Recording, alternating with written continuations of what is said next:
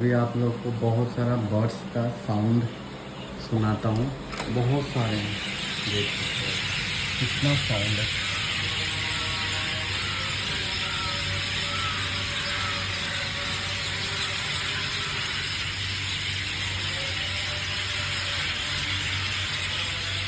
सारे जो बर्ड्स हैं उसी पेड़ पे हैं सारे। इतना अच्छा साउंड लग रहा है। ये पूरे पेड़ पे सिर्फ बर्ड्स ही बर्ड्स दिखेंगे आपको।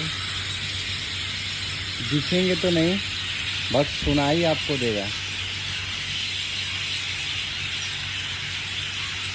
इधर आपको बर्ड्स दिखा रहा हूँ मैं जूम करके।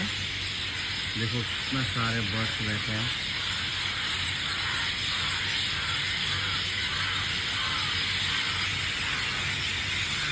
अभी मैं अगर आप लोग को जूम करके भी दिखाऊंगा तो बर्ड्स तो नहीं दिखेंगे, क्योंकि बहुत थोड़ा सा अंधेरा हो गया है। मैं अभी तमिलनाडु में हूँ। ये देखिए बर्ड्स दिखेंगे, थोड़ा थोड़ा दिखेंगे आपको। जूम करता हूँ तो देखिए।